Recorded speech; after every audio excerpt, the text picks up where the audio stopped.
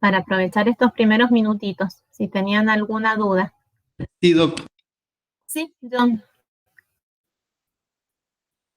Ahí ¿Escuchan? estoy abriendo el archivo y ya le pregunto, ya le digo cuál era la duda. Bien, buenísimo.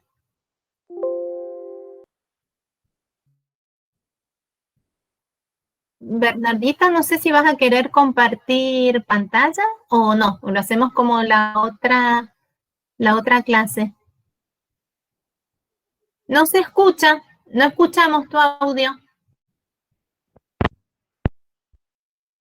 Perdón. Hola, Lauri. Hola, chicos, buenas tardes. Sí.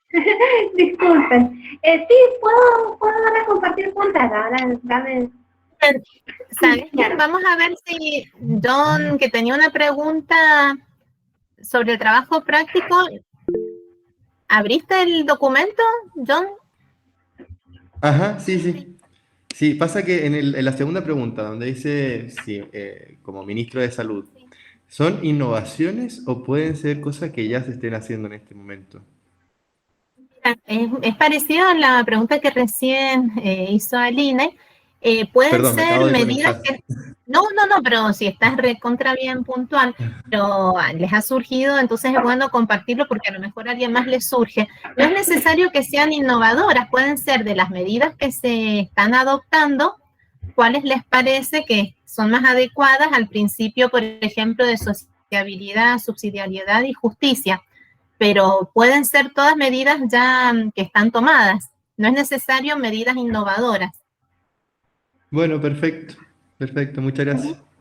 No, de nada. Doctora, yo Sí, tengo Belén. una respecto bueno, yo le cuento más o menos. Puse, en vez de que se hiciera una paciente una resonancia magnética, una tomografía.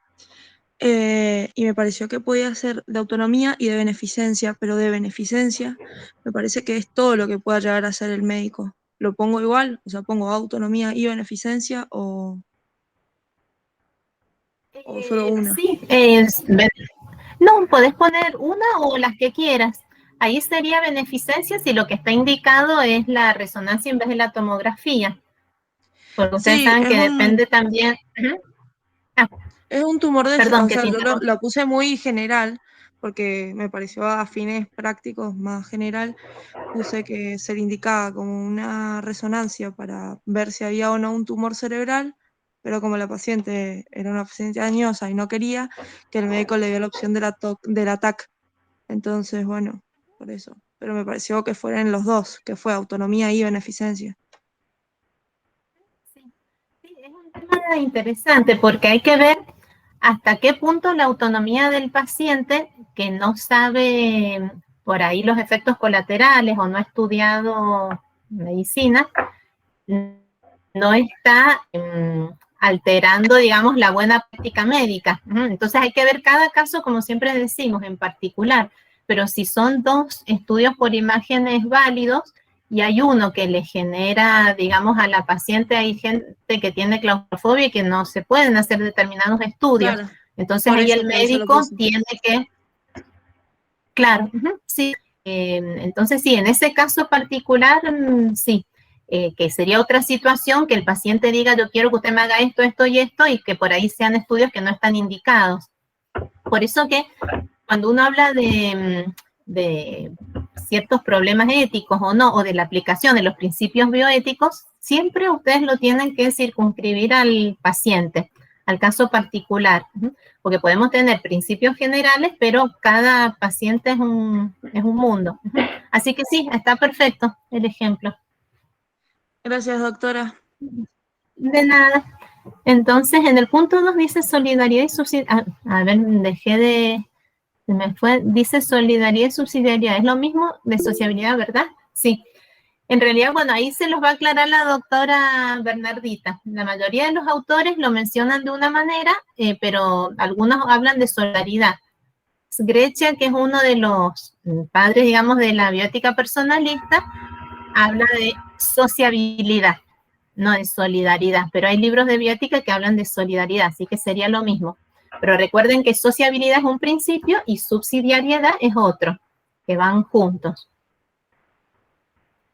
No cuento con instrumento. Fernando Rodríguez, no tenemos micrófono.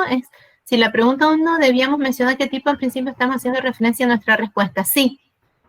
Sí, la pregunta 1, el ejemplo que ustedes pongan, tienen que, bueno, ¿por qué traen a colación ese ejemplo relacionado a uno o a más de un principio de la bioética? Si no lo has hecho así, Fernando, lo podés agregar o me lo mandás por correo electrónico si ya lo enviaste. Doctora, a mí también me Pero no pasó hay lo problema. mismo. Yo hice la respuesta, pero no especifiqué cuáles eran los principios relacionados a lo que comenté.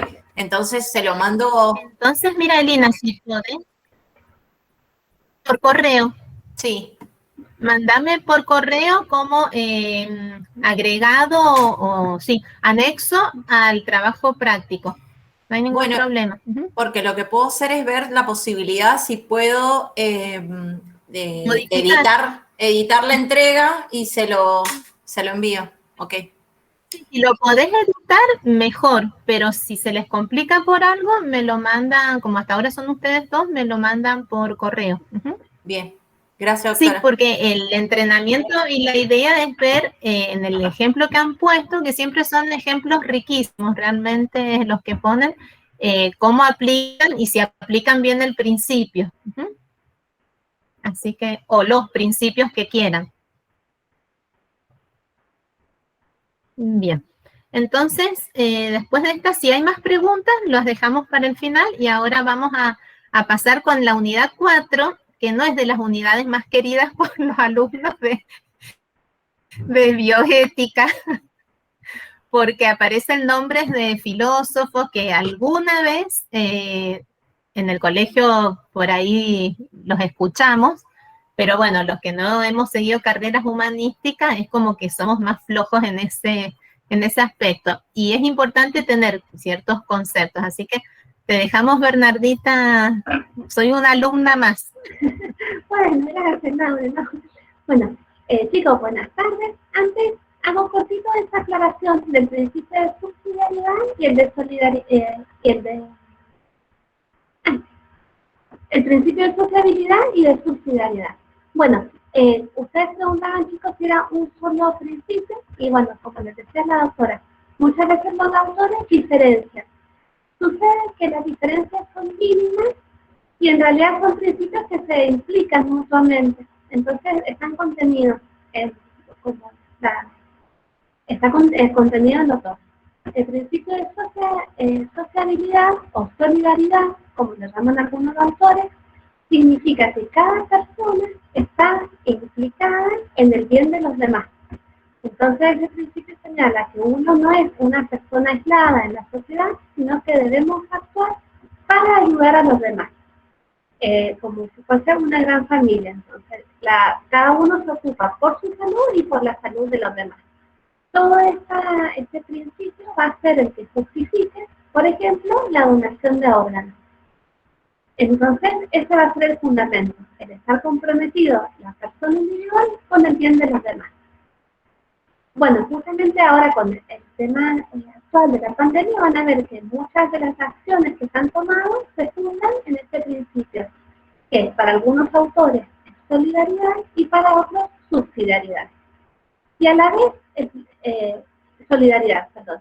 Y a la vez, el principio de subsidiariedad lo que implica es que el Estado debe asegurar que los particulares tomen iniciativas en cuestiones sanitarias.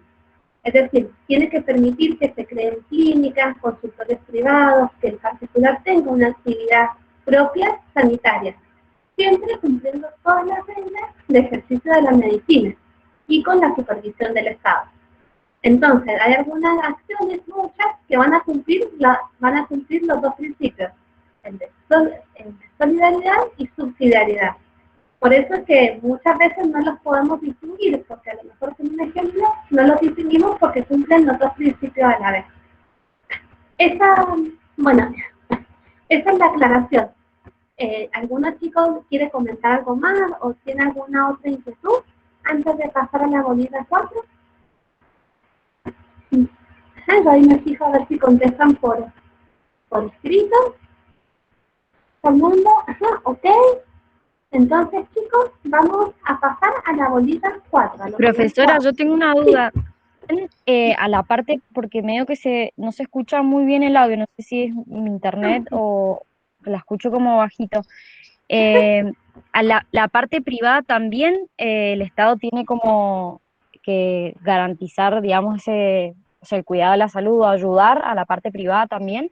Claro, el Estado tiene que fomentar la creación por parte de privados de centros sanitarios y también les tiene que asegurar que ellos puedan brindar ese servicio de salud. Por ejemplo, chicos, con lo que sucede con la pandemia, tienen que haber recursos, no solo para los hospitales públicos, sino que las compras también se tienen que repartir a los privados. Sí, tienen que también asegurarse. Van a haber, bueno, responsabilidades propias al ser privados, pero el Estado tiene que poner también a su disposición y no tiene que obstruir la tarea que ellos hacen. Muchísimas gracias. No, de nada, Antonella. ¿Algún otro, chicos? Si no, empezamos con la bolita 4. ¿Sí? Bueno, yo no puedo ver que digan más consultas, así que cualquier cosita me avisan, me escriben por el chat. Y ahora entonces comenzamos con la bolita 4. Vamos a... Cualquier cosa, Bernie, yo me voy fijando si hay preguntas por el chat. bueno. Así que vos, despreocupate. Muchas gracias, Laura. Ahí aprendí a compartir pantalla, me enseñaron, así que excelente. Ahora vamos a poner el Power. Ahí, la unidad 4. Chicos, ¿ahí lo pueden ver ustedes? Está viendo. Buenísimo. Sí. Excelente. ¿Estás viendo? No sé si lo puedes poner en pantalla completa, Bernie, pero si no, lo mismo, los chicos lo tienen y nos vamos guiando, no hay problema. Sí. Ahí. Bueno, a ver acá. Sí. Ahí está. Ahí lo hago como presentación de apoyo. Buenísimo. Ahí está. Ahora sí. Perfecto. Bien, perfecto. Bueno, ¿cuáles van a ser los temas para desarrollar? Entonces, acuérdense, activen el micrófono si ven que voy muy rápido o si tienen alguna duda, ahí me paran. Bueno, ¿cuáles van a ser los temas a desarrollar de la bolita? La ilustración, que es un periodo histórico, una década, una nueva corriente que se dio a partir del siglo XVIII. La ilustración trae como consecuencia un cambio en el objeto de estudio de la ciencia. Y un cambio también que no solo del objeto científico que se va a estudiar, sino que también del sentido del hombre. Hay cambios en la filosofía respecto de cuál es el sentido del hombre y cuál es su rol en la sociedad. Todos estos cambios que se producen, que enseguida los vamos a estar viendo, van a repercutir en el modo, en la ética, en cómo se ejerce, en el sentido de la ética y en el ejercicio de la medicina. Por eso es importante que lo veamos. Va a ser una introducción chiquita. Ustedes pueden buscar todo el material en los libros. El material principalmente es de Pardo, el que le habíamos dado con la doctora. Y bueno, al que le interese más la filosofía puede ahondar. Esto es como es breve, una reseña que se realiza para simplificar un poco toda la cuestión. Vamos a ver entonces también la implicancia en las ciencias humanas y ciencias naturales. Un poquito al principio de autonomía. Vamos a volver a hacer alguna crítica al principio de autonomía que se da en este contexto de la bioética moderna. Porque vamos a ver que la bioética, nosotros llamamos bioética moderna, porque la bioética surge en Estados Unidos, que Estados Unidos fue un país que estuvo muy impregnado del pensamiento de la ilustración. Entonces, por eso el autor, que es Pardo, él habla de bioética moderna por esa cuestión histórica, de que entonces surge en Estados Unidos, como habíamos visto con los principios del informe Berners, bueno, país que receptó los pensamientos de la ilustración. Después de esa parte filosófica, chicos, vamos a estudiar un poquito la ley de derechos del paciente, una ley cortita que después del año 2009 y después se modificó en el 2012. Ahí contiene bueno, la crítica, adelanto un poquito, una pequeña crítica que se le puede hacer a la ley de derechos del paciente es que habla solo de los derechos del paciente, pero no le establece responsabilidades, ¿sí? A diferencia de lo que sucede con la ley española, que dice, bueno, si bien el paciente tiene derechos, también tiene responsabilidades y obligaciones, como por ejemplo, informar al médico detalladamente de las cuestiones de salud que le atañen y de colaborar también con el tratamiento. Bueno, eso como una crítica. Si alguien quiere ver un poquito más este tema, puede ir a la Ley de Derechos del Paciente de España, si les interesa yo se las puedo buscar y verlas, ¿no? Porque entonces lo importante es que defender y proteger tanto al paciente en sus derechos, pero también al profesional médico. Es muy importante que los profesionales médicos también estén protegidos, ¿sí? Y que tengan una legislación que los respalde. Y después, el derecho a la salud. Porque, bueno, me surgió la duda, una compañera chico de la clase pasada, creo que fue, o la anterior, que hablábamos del derecho a la salud. ¿Cuál era el contenido de ese derecho? Entonces, bueno, nos pareció importante con la doctora, subimos a la cátedra un trabajo que se presentó en una ponencia, la que hablaba sobre derecho a la salud y también más bibliografía para el que la necesite, que trata de ese tema. Bueno, ¿cuál es el contenido del derecho a la salud? ¿Sí? Porque si no, como que no queda muy claro. Es un derecho esencial, pero decimos, bueno, y concretamente, ¿hasta qué prestaciones tengo derecho? ¿Qué es? Todo lo que yo deseo, todo lo que objetivamente puedo determinar como salud. Bueno, eso lo vamos a ver al final de la clase. Entonces, empezamos con la introducción, ¿sí? Nosotros tenemos como una edad clásica y después la edad moderna que comienza a partir del siglo XVIII. El desarrollo, bueno, eso más o menos ya se los dije recién, entonces que el desarrollo de la ciencia moderna trae una influencia en la ética médica y en el modo de ejercer la actividad sanitaria. Bueno, ¿qué es lo importante?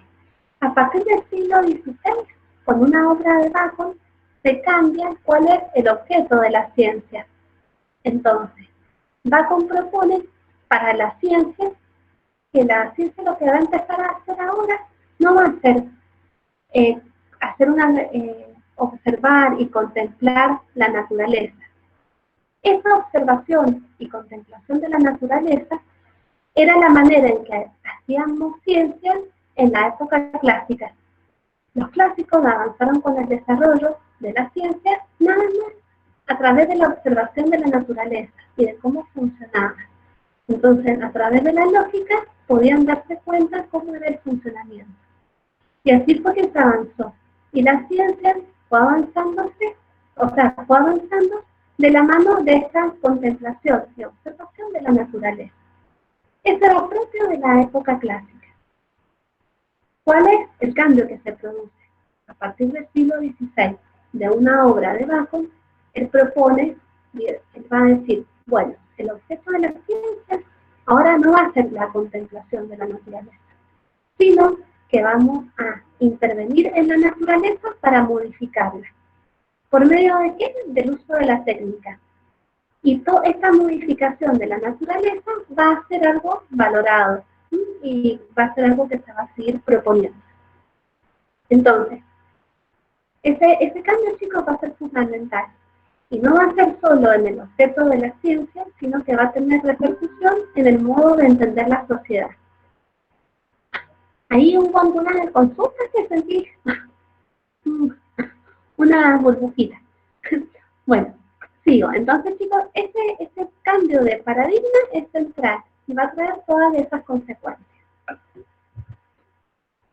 ¿Ven?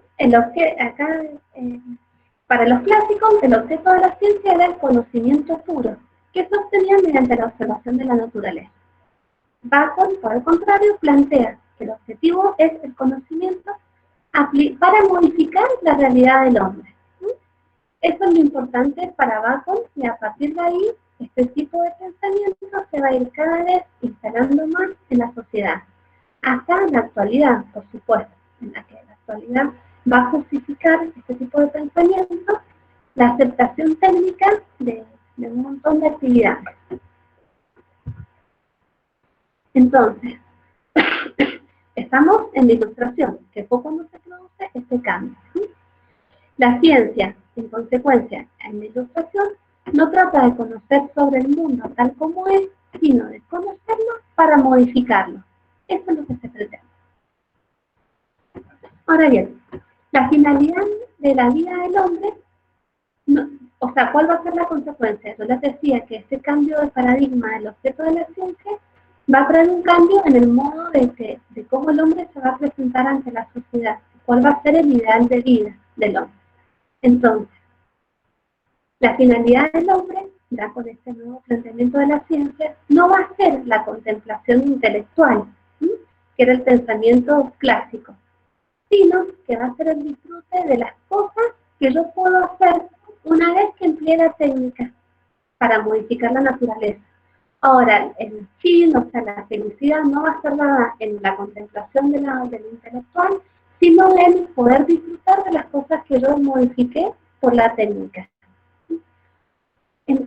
Entonces, los clásicos habían vinculado este fin del hombre, que es la contemplación, lo vincularon con una estructura de la sociedad. Entonces, toda la sociedad cooperaba, era toda de manera armónica, para que se pueda cumplir esa finalidad del hombre a través del ejercicio de las virtudes. Pero como esto cambia, entonces, bueno, la ilustración va a traer también como consecuencia modificarlo. Ya no va a ser toda la sociedad que coopera para que el hombre alcance sus virtudes, sino que lo vamos a ver de otra manera. Se va a ver todas estas virtudes propias del pensamiento clásico como algo utópico, que no se puede realizar. Entonces, como no se puede realizar, pensadores como Hobbes y como Locke van a proponer otro tipo de sociedad. Van a decir, bueno, los clásicos proponían la contemplación como fin del hombre, como algo bueno para alcanzar la felicidad. Esa felicidad es algo difícil de alcanzar por el ejercicio de las virtudes. Entonces van a empezar ellos a buscar otro tipo de fin, de finalidad del hombre. Ahora lo vamos a ver enseguida. ¿Hasta acá, chicos, tienen alguna duda? ¿Quieren que pare? ¿Quieren que repita algún concepto?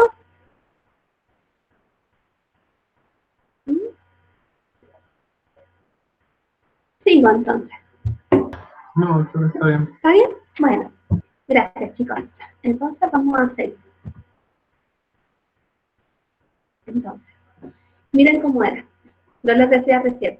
Entonces, la sociedad para los clásicos se constituía de manera natural por una relación de amistad entre los hombres. ¿Por qué? Porque todos colaboraban en la sociedad para conseguir que exista una vida buena. En cambio, a partir de la Ilustración, siglo XVIII, acuérdense, los pensadores de esa época van a establecer, van a decir, no, miren, la sociedad no se forma por una relación benevolente entre los miembros, sino que se forma de otra manera. Y por ejemplo, Hobbes va a decir que la sociedad se forma por intereses egoístas que tienen los hombres. No es que el hombre sea bueno por naturaleza, sino que el hombre es egoísta. Y como el hombre es egoísta, busca siempre su beneficio, ¿no es cierto? Busca su propio interés. Pero tiene, como el uso de la fuerza ilimitado podría darse, y los hombres tienen miedo a una muerte violenta, entonces renuncian al ejercicio del poder y se lo delegan al Estado, para que sea el Estado el que asiente las reglas de la sociedad. El Estado a través del derecho, de las normas. Entonces la sociedad se forma de un modo egoísta, pero para defenderse por miedo a la violencia, le delegan ese poder al Estado. Esa va a ser una causa. Ahí está la fundamentación. Lo que les decía recién. Pero ¿cuál es el problema de este pensamiento de Hobbes? Bueno, hay muchos ciudadanos que no tenían miedo a la muerte violenta. Entonces, no tenían motivos para hacer este pacto social. Porque ellos decían, que decían, como las personas que tienen miedo a la muerte violenta, le entregan al Estado el poder de reprimir y de sancionar normas y hacemos un pacto social. Bueno, ¿cuál era qué se le plantea a Hobbes? Bueno, hay muchas personas que no piensan como ellos, no tienen miedo a una muerte violenta. Son las personas creyentes en Dios. Entonces, para los creyentes, ellos no justificaban que se conforme la sociedad así. Los creyentes entonces van a ser un problema siempre para el pensamiento de la Ilustración. Van a ver también por qué, por otras maneras. ¿Qué pasó? Este pensamiento de Hobbes, fue demasiado extremo. Entonces era difícil de que todos se adhieran a ese pensamiento. ¿Qué pasó? Otro filósofo, que se llama Manu, él hizo el planteamiento desde otro punto de otra manera y reformuló algunas ideas para tener un poco más de adhesión social. El pensamiento entonces de Hobbes era muy extremo, necesitábamos de otro pensador que pueda traer esa misma idea filosófica, pero dichas de otra manera. Muchas veces, cómo se divulgan, ¿no? Las ideas, de qué manera. Bueno, ¿cómo lo hacía él? La idea que tenía era de que todos, el que presentaba, decía, bueno, todos estamos de acuerdo con el ideal de la época clásica y del cristianismo, que era algo muy bueno. El ideal era, bueno, tener el ejercicio de las virtudes, saber que la sociedad se conformaba por unas relaciones de benevolencia, relaciones de amistad. Entonces, y que la finalidad del hombre era, bueno, alcanzar la felicidad, que es a través de las prácticas de las virtudes. ¿Qué decían en la Ilustración? Bueno, este objetivo es muy alto, es muy difícil de conseguir. Entonces, se trata de una felicidad que no todos vamos a poder acceder. Busquemos otro tipo de felicidad a la que todas las partes o toda la sociedad pueda acceder. Entonces, dijeron, bueno, ¿en qué vamos a poner la felicidad? Ya no en el ejercicio de las virtudes, ¿sí? Para alcanzar la vida buena, sino que vamos a decir que la felicidad se encuentra, una felicidad a la que pueden acceder muchas personas, se va a encontrar en las cosas, pero no en las cosas de la naturaleza, sino que van a ser en las cosas que se producen, que produce el hombre. ¿Sí? En las cosas que produce el hombre. Entonces, estas cosas que produce el hombre, que nos pueden dar un pedacito de felicidad, son las que van a promover la Ilustración. Entonces, bueno, la sociedad está formada para poder alcanzar esa felicidad, que es una parte chiquitita de la felicidad que decían los clásicos. Como son las cosas no naturales las que dan la felicidad, sino las cosas que produce el hombre, hay que comprarlas y hay que, bueno, trabajar. Y bueno, se necesita dinero. Entonces, ya no hay un interés en regular por parte del Estado la conducta moral de los hombres, como era en la época clásica, que decía, bueno, regulemos la conducta moral de los hombres a través del ejercicio de las virtudes. Ahora no, ahora en la Ilustración lo que va a importar es alcanzar ese pedacito de felicidad. ¿Y cómo se consigue esas cosas? Trabajando. Entonces van a hacer foco ya en la economía, no en la moral individual de cada ser humano, sino que en la economía.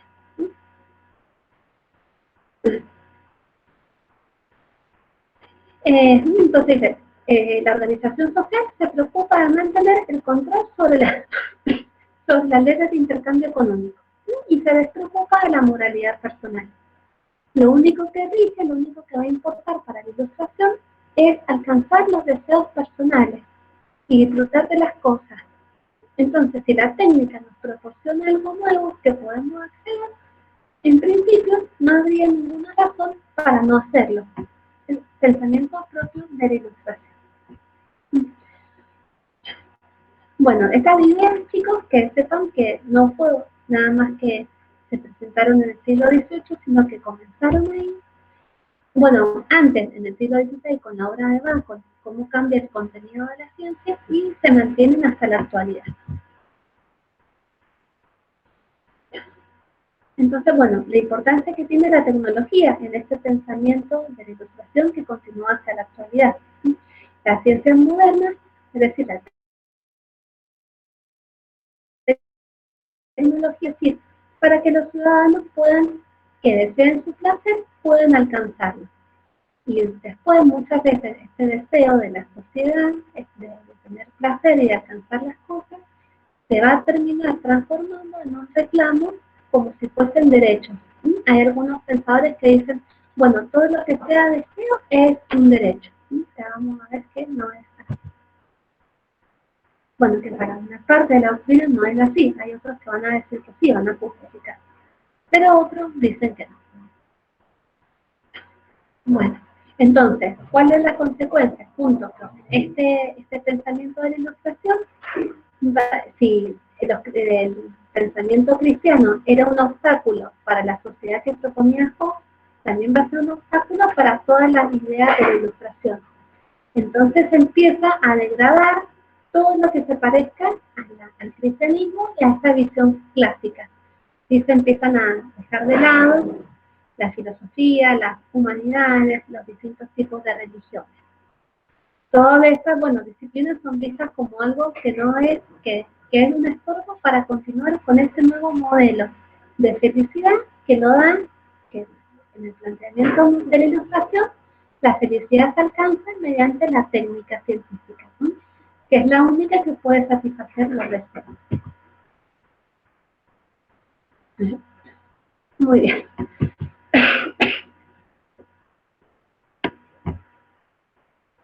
Bueno, entonces, viendo entonces lo que les decía al principio cuando comenté el desarrollo de la clase, cuando hablamos de bioética moderna, hablamos de la bioética que surge, como ya vimos, nosotros con los principios, cuando surgió el informe Belmont, en un país que estaba profundamente arraigado en este pensamiento de la ilustración.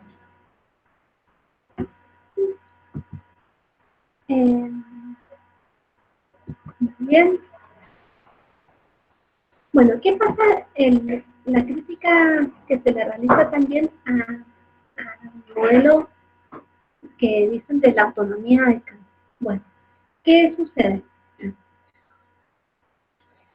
Una de las primeras cuestiones que uno ve cuando se estudian los principios es que hay como un exceso de utilizar en todo término siempre y como que está omnipresente en todo sentido el término de la autonomía, que yo les contaba en la clase pasada con los principios, este principio de autonomía.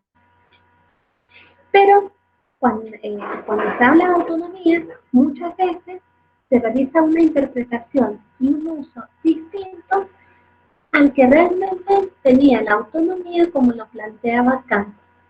Kant, filósofo, al que muchos repiten cuando quieren justificar la autonomía, él en realidad lo que buscaba era tratar de encontrar cuál es el fundamento de la obligación moral del hombre. Cada hombre tenemos una conciencia moral, una obligación moral. Entonces Kant lo que él buscaba es decir, bueno, ¿de dónde surge este deber moral del hombre? Y Kant dice, bueno, surge del propio hombre, surge de su propia persona. La persona es el fundamento del deber moral, está en la propia persona. Y eso era lo que se refería a Kant. Él buscaba nada más que esa justificación. Pero ¿qué sucedió? Cuando se implementaron los principios de la corriente anglosajona y cuando se empezó a hablar de autonomía, malinterpretaron o mal aplicaron esto que decía Kant. Entonces, si Kant lo que buscaba era nada más que era justificar cuál era el origen de este deber moral, él decía, en la propia persona, los que afirman la autonomía lo hacen de una manera distinta. Lo hacen ver nada más como que lo importante, dicen que el hombre es el legislador de sí mismo, pero que la propia moralidad la va a determinar la conciencia del hombre, que es algo distinto de lo que Kant estaba planteando. Entonces, cuando uno estudia autonomía, siempre uno se refiere a Kant, pero está mal interpretado, mal usado el pensamiento que él tenía. Entonces, cuando se justifica la autonomía, muchas veces lo hacen de una manera distinta, ¿no? Acá lo transcribí tal cual, dice. Bueno, la versión de que la bioética moderna hace de autonomía es completamente distinta de la que había formulado Kant. Es decir, en la visión moderna, la visión esta como se realiza, no trata de buscar el origen del deber moral, sino que solamente dicen que el hombre es autónomo en el sentido de que al momento de elegir lo hace sin ninguna presión externa. Entonces, ¿qué va a elegir el hombre? Bueno, lo que el hombre prefiera, a su manera. Que se trata, mediante esta autonomía, se trata de justificar que siempre se elija lo que es voluntad de esa persona. Solo lo que es placentero es lo que se podría elegir, sin tener ninguna, no se va a pensar si ese acto va a resultar bueno para los demás o no, sino que basta que satisfaga el interés personal. Así es como se formula el principio de autonomía. ¿Sí? Chicos, este puntito de autonomía hay veces que se complica un poco, y bueno, como les decía recién, como está formulado en la actualidad en los principios, se formuló de una manera distinta a Kant, que uno siempre lo justifica mencionando a Kant, pero se fundamenta de una manera distinta a lo que él en realidad proponía. Eso genera a lo mejor un poquito de confusión al momento de poder hablar del principio de autonomía. Fíjense si ustedes lo entienden bien, si no, me preguntan y lo volvemos a ver. Entonces, si se los tengo que a lo mejor resumir, yo les diría que, bueno, Kant fue el primero que habló de autonomía, pero él hablaba de autonomía en el sentido de que el hombre era legislador moral, es decir, que cuando buscaba el fundamento de por qué responder a su conciencia, bueno, él decía que era por eso, porque la conciencia, el deber moral, surge de la propia persona. Solamente él se limitó a buscar el fundamento de por qué el hombre tiene que responder a su ley moral. Y dijo que porque esta moralidad viene dada de la persona, a su propia persona. Lo que se interpretó de una manera distinta cuando se formula el principio de autonomía, que dicen que, bueno, que el hombre es legislador de sí mismo y puede darse a sí mismo las normas que él estime convenientes sin importar ninguna otra cuestión. Entonces, bueno, hay una gran diferencia entre lo que decía Kant y lo que realmente se dice cuando se habla del principio de autonomía. ¿Sí? Que en realidad, para que algo sea moral, la moral siempre tiene que tener una referencia fuera del sujeto. Uno no puede decir tal acto es moral porque yo mismo decido que sea moral, sino que se busca siempre una referencia objetiva. También en el trabajo que les subimos en la clase pasada de bioética, cuando hablamos de los principios, hay también toda una observación que hace el doctor Massini sobre este punto, que lo pueden ver, ahí sale, ahí está bien explicado con más detalle. Chicos, si hay alguna duda, si quieren decirme, y si no, pasamos a esa parte filosófica y empezamos a analizar un poquito la ley de derechos del paciente. Díganme si hay alguna duda. Está bastante resumido, toda la complicación filosófica está bastante acotada en el libro ese de Pardo, para que sea más fácil de comprender y de decir, bueno, pero ¿cuál es la incidencia que tienen nosotros en lo que nos interesa a nosotros estudiar? Bueno, ya vimos cómo fue dándose este cambio. ¿Alguien quería comentar algo? Bernardita. ¿Sí, Laura? Bernardita, yo les quiero comentar algo a los alumnos que vos lo has remarcado, pero el término autonomía y la interpretación de Kant y la interpretación que se toma, sobre todo en la bioética anglosajona, son distintos. El año pasado lo preguntamos en el examen global y muy pocos supieron realmente escribir, porque las preguntas eran a desarrollar, siempre un desarrollo breve, y muy pocos lo pudieron resumir, pero es importante que ustedes desde ahora sepan las dos diferencias. O sea, Kant no hablaba de que la autonomía es hacer lo que a mí me parece que está bien, sino que él decía que del interior del hombre, cada hombre sabe el deber moral con el que tiene que actuar, era totalmente distinto. Por eso que hacemos tanto hincapié, porque el principio de autonomía a veces se toman algunos autores y, como dijo la profesora, se malinterpreta. Entonces, Kant no hablaba de autonomía como hablan algunas personas con respecto a que la autonomía es ser libre de decidir lo que a mí me parezca, sea bueno para el resto o no, etcétera, etcétera. Por eso que hacemos tanto hincapié en eso. Pero si no tienen dudas, Gracias, buenísimo. Laura. Pasamos a la parte de derechos del paciente. Bueno, gracias, Laura. El tema de derechos de nada, Bernie.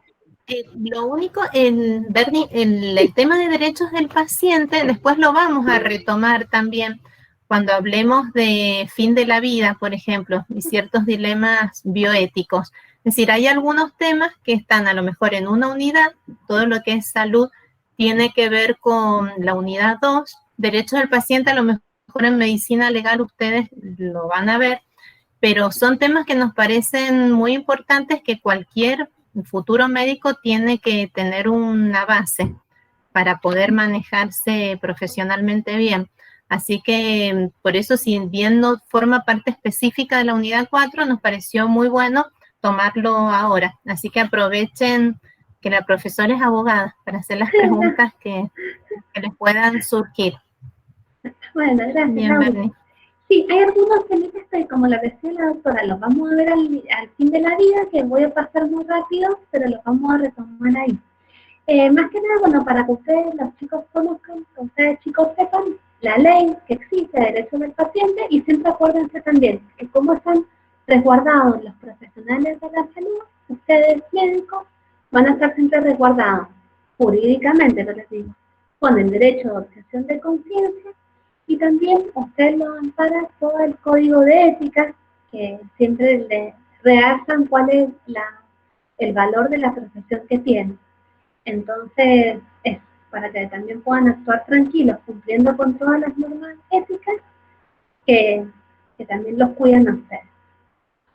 Bueno, esta ley entonces, que regula el ejercicio de los derechos del paciente con los profesionales y con las instituciones de salud. ¿Qué dice? Que el ejercicio de los derechos en cuanto a la autonomía, y lo puse entre paréntesis siguiendo otro autor, que mejor que hablar de autonomía, que es el principio de la bioética anglosajona, ¿se acuerdan que el paralelo era el principio de libertad y responsabilidad? Entonces, el ejercicio de esos derechos y también el de libertad y responsabilidad, la información y la documentación clínica se rige por esta ley. Esta ley tiene entonces 4 grandes partes. Una que va a señalar cuáles son los principios, cuáles son los derechos del paciente. Después va a hablar de la información sanitaria y también de la historia clínica. Ahí lo vamos a estar viendo un poquitito. Entonces, determina cuáles son los derechos esenciales que tiene el paciente. Asistencia, que siempre sea atendido, solo se exime cuando hubiera otro profesional que se hace cargo. El trato digno y respetuoso respecto de las convicciones personales y morales, y también trato digno y respetuoso a los familiares y acompañantes. El derecho, que es muy importante, de la intimidad y la confidencialidad, de todo lo que toman ustedes como conocimiento con motivo de la profesión. Y el derecho de la autonomía de la voluntad. Este artículo lo vamos a ver específicamente al fin de la vida, porque trata sobre ese tema. Así que ahora lo voy a pasar rápido para poder terminar. Otro derecho esencial es el de brindar información sanitaria. Eso es muy importante. Como es derecho del paciente, es obligación de ustedes poder suministrar siempre la información necesaria. Ya vamos a ver un poquito más qué tipo de información se brinda. Y el de la interconsulta médica. O sea, que recibir por escrito el diagnóstico para poder tener una segunda opinión. Miren, entonces, el primer capítulo, enumera cuáles son los derechos esenciales, Otro capítulo trata sobre la información sanitaria, y esto es muy importante, porque esto va a ser a la buena práctica de ustedes, poder brindar esa información. ¿Cuál es la información sanitaria? La que ustedes tienen que darle a cada paciente, y acá dice, de manera clara, suficiente y adecuada, a la capacidad de comprensión que tiene el paciente, y que informe el estado de salud, los estudios y tratamientos. Van a ver que la definición, bueno, ahora lo vemos mejor cuando hablemos de consentimiento informado. Pero ¿qué es importante? Que si es derecho del paciente, es su obligación brindar este tipo de información. De manera adecuada, clara y suficiente significa que tienen que hablar de una manera que el paciente lo pueda entender, sin tecnicismos médicos, del conocimiento propio de ustedes, sino que el paciente pueda comprenderlo. Y bueno, también va a ser de acuerdo tienen que comprender qué tipo de información le dan, la que sea necesaria. Tampoco hace falta que le den un montón de información que no sucede, o cuando uno estudia los casos y dice, bueno, en un porcentaje muy chiquito sucede esto, bueno, no hace falta brindar toda la información, porque el paciente no va a estar en condiciones de recibirla, ni tampoco de entenderla. Miren, la información sanitaria, esta que trata sobre el estado de salud, en principio es solo se la tienen que dar al paciente, y de manera excepcional, cuando el paciente lo autoriza, se la pueden dar a una tercera persona.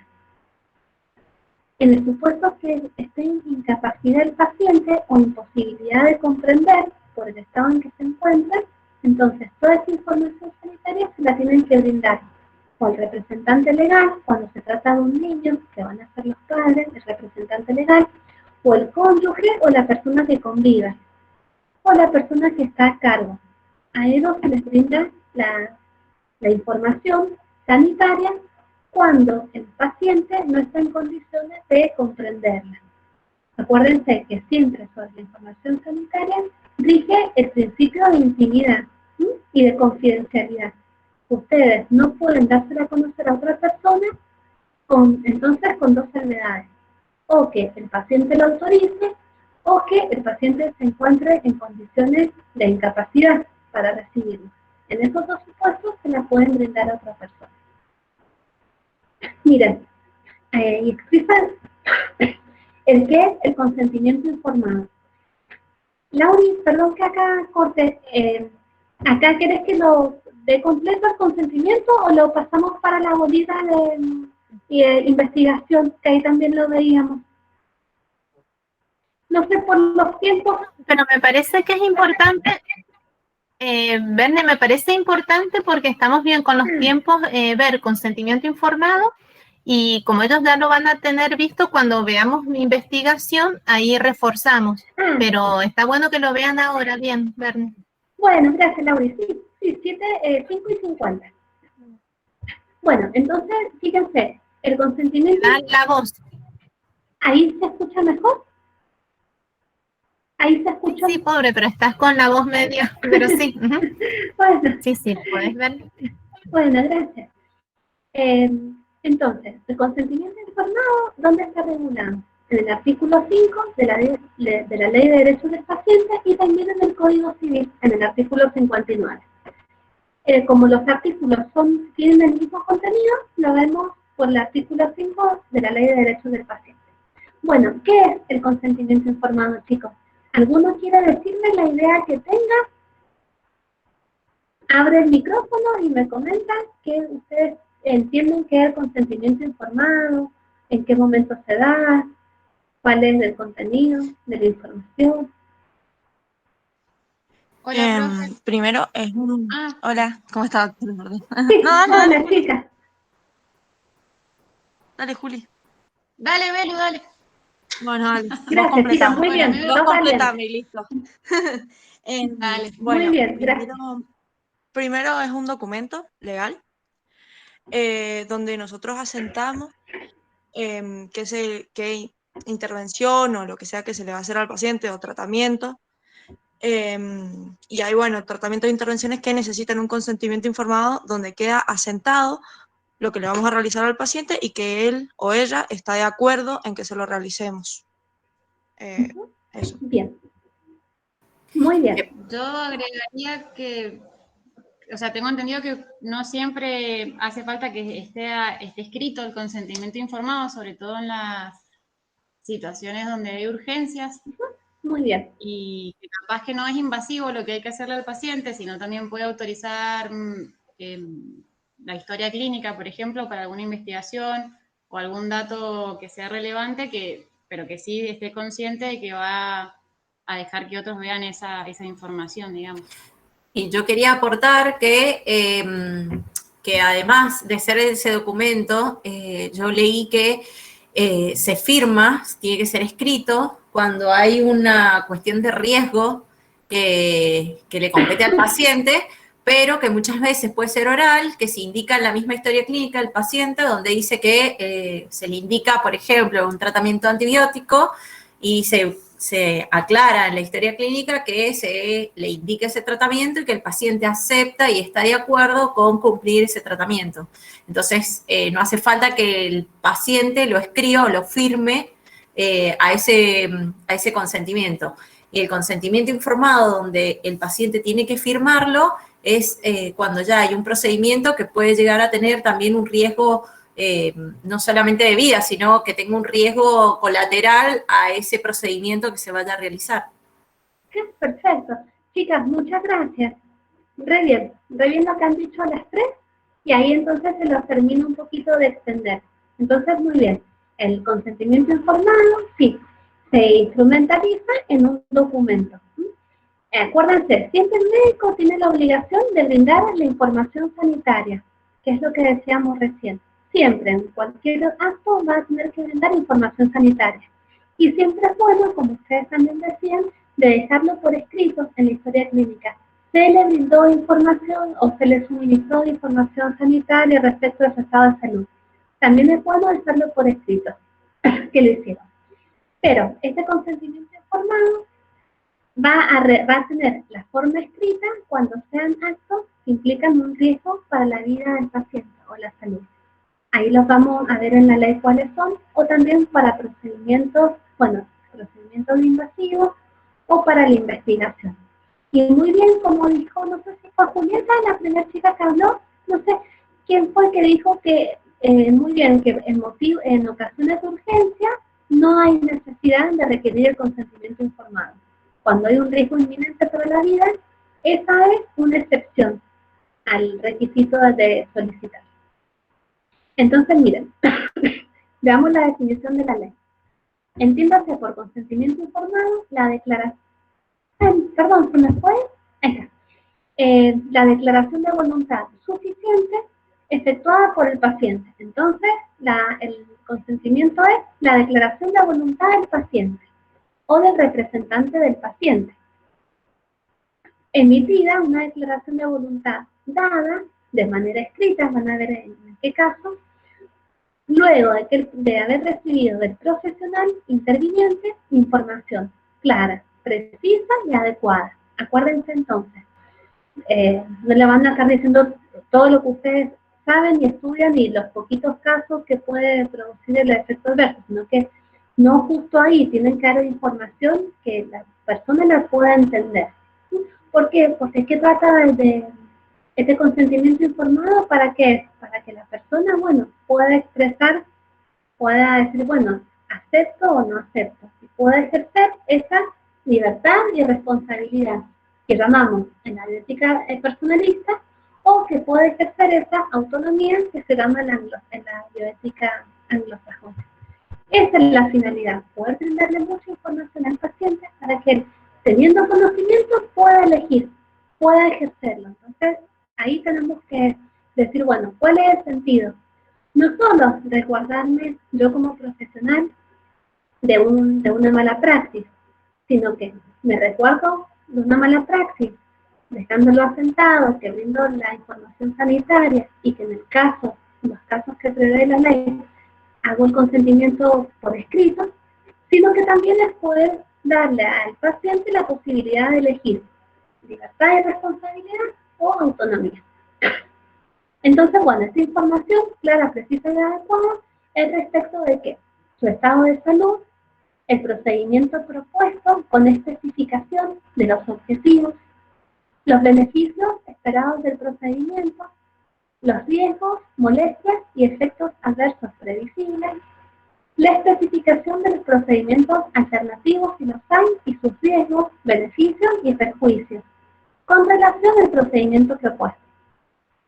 Las consecuencias previsibles de la no realización del procedimiento propuesto o de los alternativos. El derecho, acá esto también lo vamos a ver a este puntito cuando veamos fin de la vida. Este va a ser el derecho que le asiste de rechazar los tratamientos que se consideran encarnizamiento terapéutico. Pero este punto G lo dejamos para después. Y también el derecho a recibir cuidados paliativos integrales en el proceso de atención de su enfermedad o padecimiento. Entonces, ese es el contenido de la información que le tiene que brindar. Entonces, ¿qué es el consentimiento? Es la declaración de voluntad del paciente efectuada luego de haber recibido por parte del profesional médico información clara, sencilla, clara, suficiente y adecuada respecto a todos los puntitos que recién leímos juntos.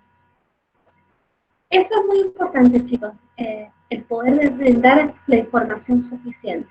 Y los va a resguardar a ustedes, van a permitir que el paciente ejerza su derecho y que ustedes van a quedar resguardados porque va a ser una manera de obrar bien de una buena praxis médica el brindar el consentimiento.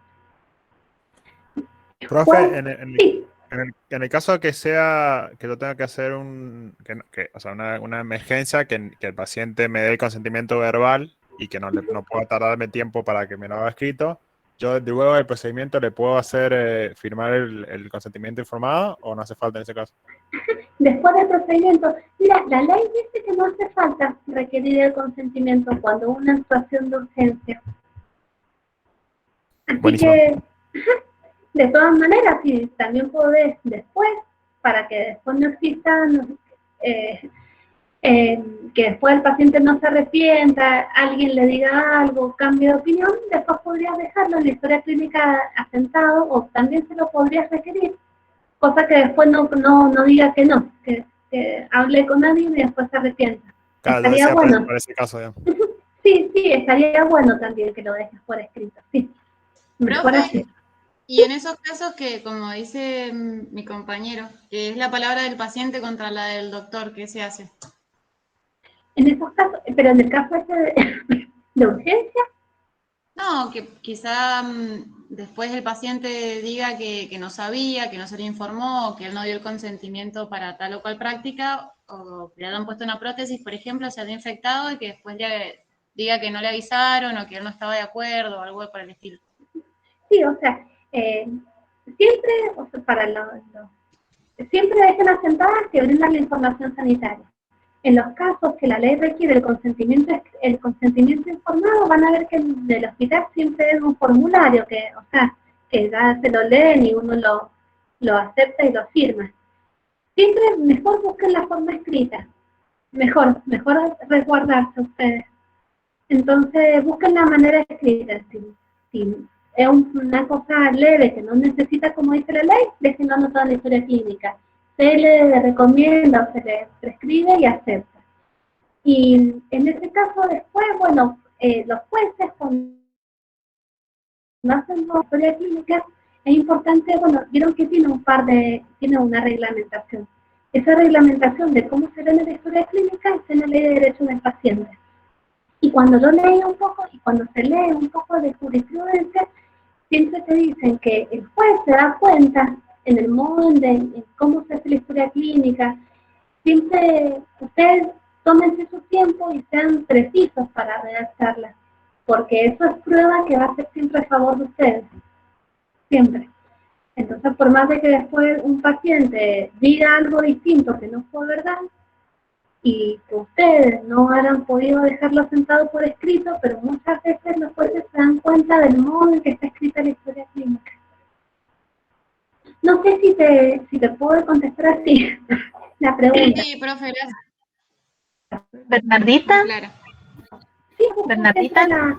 esta manera. Sí, Sí, con respecto al ejemplo, un comentario con respecto al ejemplo que pusieron, por ejemplo, si no puede dar el consentimiento por escrito y es la colocación de una prótesis, o sea que es algo, digamos, grosso, la recomendación personal es que busquen algún testigo, o sea, la secretaria, un enfermero, si están en un servicio hospitalario, alguien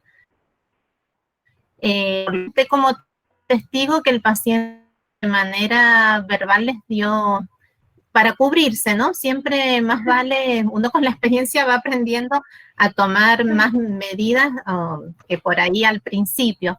Lo ideal es el consentimiento escrito, pero también a veces en los casos de emergencia, si llega un paciente politraumatizado que está inconsciente, no tienen ningún conocido y ni siquiera el paciente les puede dar el consentimiento, eso como dice la profesora, llegado el caso que eso fuera un juicio, bueno, ahí el juez va a tener en cuenta la situación, etcétera, así que uno está protegido, pero cuando uno puede tomar todas las medidas, mejor.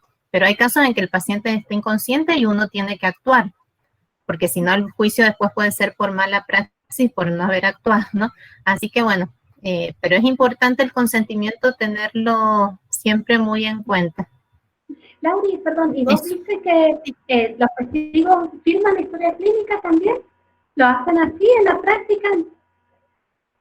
Lo ideal, claro, o sea, lo ideal son casos excepcionales, pero lo ideal es que el testigo firme, que el paciente de manera verbal dio. Estamos, digamos, extremando las precauciones, ¿no? Pero lo ideal sí, es que también quede la constancia en la historia clínica y si se puede firmar. Hay servicios en hospitales públicos donde yo sabía que los jefes de servicio a los pacientes les hacen firmar lo que se habla en las revistas de sala, porque habían llegado a veces ciertas denuncias a los directores de hospitales, no tanto por el paciente, pero a veces hay gente en el entorno, ¿no? Que trata como de que se hagan ciertas denuncias. Entonces el jefe de servicio, inclusive a los residentes, les había aconsejado en la revista de sala, a la paciente se le dice, bueno, se le va a dar de alta mañana o vamos a empezar con tal medicación, eso se dejaba por escrito y el paciente lo firmaba.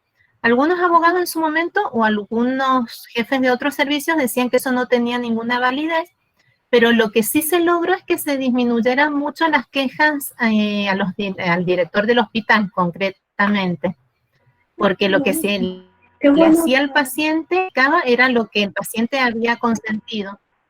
Sí. Así que bueno, ya después ustedes cuando ejerzan o cuando hagan las residencias van a ver la idiosincrasia de cada servicio, pero no está de más. Y todos los días a los pacientes internados les hacían firmar la historia clínica. Así que bueno, ese es un comentario interesante. Sí, es que la realidad es que hay toda una industria, aparte de una industria que busca el conflicto ahí en ese ámbito, entonces por eso hay que estar prevenidos.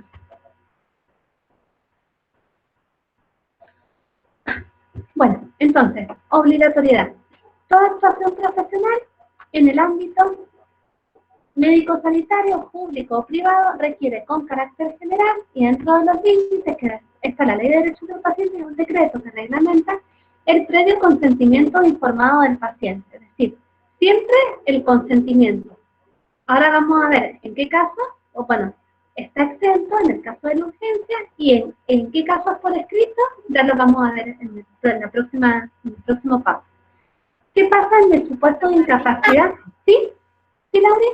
Perdón, disculpame porque hay una pregunta en el chat. Si el que firma, el familiar que firma, si no puede el paciente, ¿cuál es el orden, digamos, jerárquico? Que eso está contemplado, que yo no me acuerdo de memoria. Primero el cónyuge, o si es la madre o el padre o los hijos. Bien, perfecto, sí. El orden mira, lo daba el artículo 21 de la ley de trasplantes, pero la ley de trasplantes, la 24193, se modificó con la ley 27447. Y está ahí el orden de las personas. Siempre va a ser primero el cónyuge, ¿sí? Si no de los padres, o bueno, y ahí empieza todo un orden. Yo no me lo acuerdo ahora, perdonad que no te lo pueda decir, Pero sí está, si querés me lo anoto y lo subo a la página para que vean cuál es el orden que está contemplado en la ley. ¿Sí? Perdonadme que no te lo pueda decir Buenísimo, ahora. porque, bueno, no, por favor. El orden está, sobre todo bueno, para Fernando que hizo la pregunta, lo volvemos a retomar el tema cuando vemos la unidad de plantas y entonces ahí nos fijamos bien qué es lo que dice la ley nuestra, qué es lo que nos interesa. Pero sí está Bien. todo, digamos, como tabulado. Bien, perfecto. Sí, Entonces, y mira, que eso después lo veo, en todo caso lo retomamos. Ah, lo perdón, retomamos hoy. Bernardita, y otra cosa, chicos, los números de las leyes no se los vamos a pedir, porque la No, doctora va diciendo como no, perdón, nosotros a no, lo mejor antibióticos, no sé, pero nosotros lo que le vamos a pedir, bueno, dice la ley de derecho del paciente, el que se acuerde, yo no me acuerdo casi nunca cuál es el número, entonces no les vamos a exigir los números, sino que le vamos a dar el título de la ley, si se los llegamos a pedir, para que no se asusten. Sí, no, perfecto, chicos. Yo recién cuando decía el número de la ley, me quería referirme a que esta ley fue modificada. Y como les dice la doctora, vamos a ver siempre las leyes vigentes. Sí hay que estar actualizados y saber cuáles son las leyes vigentes. Porque, por ejemplo, en la ley de derechos del paciente, hay el artículo 6 hablaba de, remitía a las personas que iban a dar consentimiento, remitía a la primer ley de derechos del paciente. Perdón, a la primer ley de trasplante. Yo lo que quise decir es que, bueno, esa ley, esa primer ley de trasplante fue modificada. Entonces, ahora el orden de traslación no está en esa primera ley de trasplante, está en la que la modificó. Entonces, bueno, eso, pero quédense tranquilos que ni número de ley, ni número de artículo, nada. Solamente el contenido. Queremos saber, o sea, importa que ustedes sepan el contenido de la ley. Bueno, entonces, ¿alguna otra duda, chicos? A ver si sigo con el tema. ¿Necesitan que pare otro ratito? Bueno, entonces, sí. ¿Qué decía el artículo 6? Entonces, que toda actuación profesional en el ámbito médico-sanitario requiere el consentimiento informado del paciente. En el supuesto que el paciente tenga incapacidad para expresarlo o imposibilidad por el estado en que se encuentra, este consentimiento va a ser dado por las personas que mencionan la nueva ley de trasplante, que esa vamos a estudiarla cuando le seguimos a esa bolita. Sin perjuicio, o sea, ¿qué busca la ley? Dice la ley que sin perjuicio de eso, siempre va a tratar de, el médico tiene que tratar de asegurar que el paciente tenga una participación activa en sus decisiones de salud. Como que siempre se va a buscar eso. Entonces, que nada más en los supuestos de incapacidad o imposibilidad en los familiares. Pero que el médico debe tratar y fomentar siempre que sea el paciente el que decida. Bueno, ¿cómo se instrumenta? Entonces, el consentimiento informado, que es requisito indispensable en toda actuación médico-sanitaria, va a ser de manera verbal siempre, salvo en estas situaciones que va a ser por escrito y debidamente firmado. Entonces, siempre verbal, salvo estos casos. ¿Cuáles? Primero, internación, intervención quirúrgica, procedimientos diagnósticos y terapéuticos invasivos, procedimientos que implican riesgos, acá dice, según lo determine la reglamentación. Es decir, según lo determine a futuro después del Ministerio de Salud o el Ejecutivo que dicte un decreto. Pero ustedes, cualquier procedimiento que implique riesgo, bueno, consentimiento por escrito. También por escrito debe ser el caso de la revocación. Uno puede decir, sí, yo autorizo determinada práctica y después decir, no, me retracto. Bueno, esa revocación tiene que ser por escrito.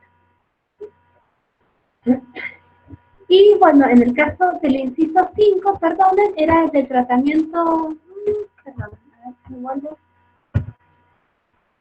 Bueno, y en el caso del inciso G del artículo 5, este era el caso de los tratamientos que se referían a la posibilidad de rechazar un tratamiento, un encarnizamiento, cuando es como un encarnizamiento terapéutico. en esos casos también tiene que ser por escrito. ¿Cuáles son las excepciones al deber de requerir el consentimiento informado? Bueno, cuando no hay grave peligro para la salud pública, ahí tendríamos que ver bien cuál sería un ejemplo de grave peligro para la salud pública. Es un poco confuso, porque es difícil, bueno, establecer qué caso es de grave peligro. Y la segunda excepción, cuando media una situación de emergencia con grave peligro para la vida o la salud del paciente y no pudiera dar el consentimiento ni por sí ni a través de sus representantes legales. Por ejemplo, una persona que vea sola sin un acompañante que está en un estado de emergencia, hay una situación de emergencia. Entonces, en ese caso, y cuando no hay grave peligro para la salud pública, no hay obligación de requerir el consentimiento informal. ¿Cuándo se puede revocar el consentimiento? Sí, siempre. Siempre puede ser revocado. Y acuérdense que si se revoca, hay que dejarlo por escrito. Muy relacionado con el tema del consentimiento informado es lo que se llama directivas anticipadas. No sé si han escuchado un poquito hablar de las directivas anticipadas. Funcionan, ahí vamos a ver qué es, pero quiero que sepan que funciona. Uno hace una declaración sobre el estado de salud a futuro, pero tiene que estar realizada por escrito. Se hace o en un juzgado, uno deja una directiva, o en Mendoza, en el colegio notarial, en el colegio de escribanos, ahí hay un registro de directivas anticipadas, que ahí es donde se tiene que inscribir. Entonces, ¿qué son las directivas? Bueno, son manifestaciones de voluntad de la persona de realizar tratamientos o rechazarlos a un futuro, que se dejan asentar. La ley dice que las directivas anticipadas es que toda persona capaz, mayor de edad, mayor de 18, puede disponer directivas anticipadas sobre su salud, pudiendo consentir o rechazar determinados tratamientos médicos preventivos o paliativos y decisiones relativas a su salud. Las directivas deben ser aceptadas por el médico a cargo, salvo las que impliquen desarrollar prácticas eutanásicas, las que se tendrán como inexistentes. Es decir, la ley permite rechazar determinados tratamientos, salvo que implique una eutanasia, porque la eutanasia en la Argentina, a la fecha, al día de hoy, está prohibida. Digo a la fecha porque ya se ha presentado un proyecto para debatir la eutanasia. Entonces, este año ya se presentó el proyecto, después le va a dar tratamiento diputados y senadores y se verá. Pero hasta que, por ahora, la eutanasia es un acto que está prohibido. Bueno, entonces, las directivas que impliquen eutanasia no se tienen por inválidas, por inexistentes. No hay obligación de llevarlas a cabo. La declaración de voluntad debe formalizarse por escrito ante escribanos públicos o juzgados de primera instancia, para lo cual se requiere la presencia de 2 testigos. Y la declaración puede ser revocada en todo momento. Eso es muy importante. Bueno, acá dice que todo el profesional que ha logrado de acuerdo a la ley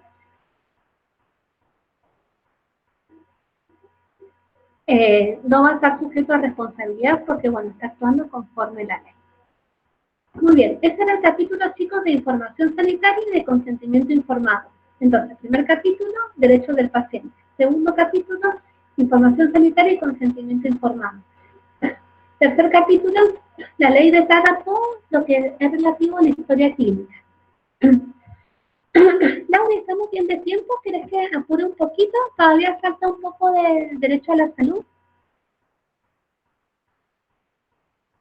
Sí, un poquito, o sea, la idea, tenemos tiempo hasta las 19, pero lo ideal sería terminar antes para que no se cansen tanto los alumnos. Bueno, entonces miren, chicos, gracias, Lauri. Historia clínica, bueno, ustedes yo creo que ya lo han ido viendo, el tema de historia clínica está bien regulada en la ley, entonces yo transcribí un poco las normas, pero para que sepan, dice que es la historia clínica, cuál es el contenido que tiene, cómo es la forma en que tiene que llevarse adelante, cómo se instrumenta, ¿sí? cuáles son los principios de integridad, de honestidad, es decir, que se busca siempre el carácter que tiene, y siempre acuérdense que es confidencial, ¿sí? que es confidencial, que toda la información que ustedes tienen es dentro de esa propia relación médico-paciente. Por eso es muy importante que no la divulguen, ¿sí? Salvo entonces el consentimiento de la persona, del paciente. La legitimación también, quién puede pedir la historia clínica, el plazo en el cual se tiene que entregar. Sepan que entonces, como es derecho del paciente la historia clínica, ustedes tienen el deber de llevarla a cabo de manera adecuada. ¿Sí? Y siempre hay una regla que tienen que escribirla de manera legible, porque lo que no sea legible es como que puede en contra de ustedes, ¿sí? No se puede comprobar. Pero si está todo legible, es prueba a su favor. Acuérdense en el momento de escribir. Bueno, entonces todo eso es lo... ahora ya pasamos al derecho a la salud. Entonces la última parte de la ley trata sobre la historia clínica, que si tienen una duda después me dicen, chicos. Y bueno, lo importante es que una vez que la persona legitimada, el paciente o los familiares se la requieran, tienen 48 horas para entregársela, y que si no lo hacen, hay una acción, un proceso que uno promueve que se llama de habeas data, ¿sí? Que ahí es cuando, para asegurar ese derecho del paciente, la ley provee esa herramienta rápida para hacerlo efectivo, que se llama habeas data. Por eso es importante que esté bien realizada la historia clínica y bien conservada, que cumpla con todas las formas de la ley. Bueno, pasamos al derecho. ¿Sí, Lauri? Bernardita. Sí. Y también debería estar foliada, es decir, porque para que no se preste a la duda de que se ha sacado hoja o se ha agregado pues alguna hoja. Sí. Lamentablemente a veces se ha visto. Como está ese plazo de 48 horas, no es inmediata la entrega de la historia, ha habido casos en que se ha adulterado la historia clínica, entonces debería estar foliada para evitar adulteración de la historia. Bien, sí, perfecto. No sé si acá lo dice exactamente la ley, creo que lo dice con el principio de integridad, que forma parte de la historia clínica, las planillas, los protocolos, pero no sé si dice foliado. Pero es como vos, Lauri, es como... No, me parece que la ley... Sí, creo que la ley no, pero es una manera también de uno ser prolijo, aparte de la buena letra, que se puedan leer, y de uno también que no le puedan decir que agregó, sacó algo extemporáneamente. Entonces, Sí, si no, uno lo va poniendo, aunque no sea obligatorio. Es lo más correcto, digamos, es más prolijo. Perfecto, sí. Sí, re bien, es re importante. Eso es muy importante. Bueno, entonces, terminamos la ley de derecho del paciente y pasamos ahora de derecho a la salud. No sé si algunos chicos tienen alguna duda o algún comentario. Laura, ¿o alguna otra cosa que haya quedado pendiente?